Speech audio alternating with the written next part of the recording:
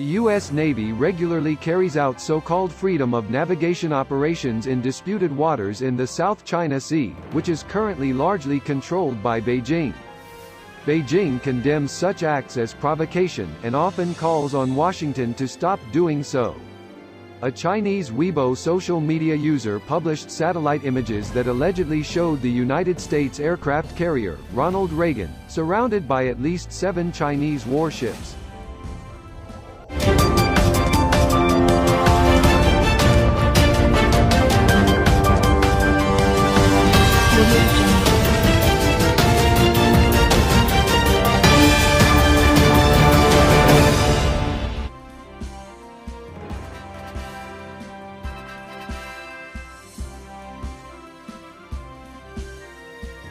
The picture, which later spread to other social media platforms, also shows that USS Ronald Reagan was alone when it was thought to be northeast of the Spratly Islands in the South China Sea, although aircraft carriers are usually accompanied by other warships.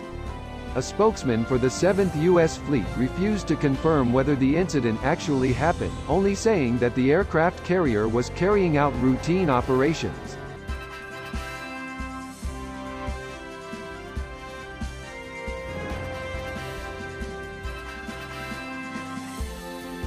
A Chinese Ministry of Defense spokesman did not confirm or deny that U.S. warships had been under siege, but noted in response to questions about their publication that USS Ronald Reagan was sent to the region to flex muscles and increase regional militarization. "We strongly oppose that. We urge the U.S. to respect the security issues of the countries in the region and make a positive contribution to peace and stability in the South China Sea."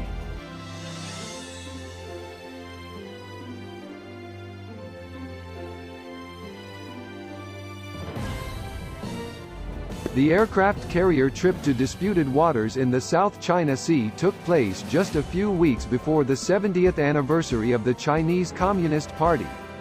But such spread has not been uncommon recently.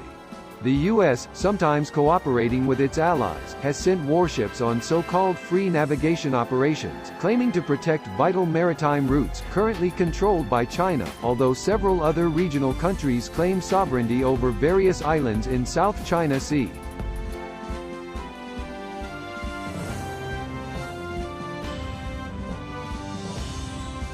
Beijing has repeatedly denounced the American operation as a provocation, and warned Washington not to improve the situation in the region with its careless actions.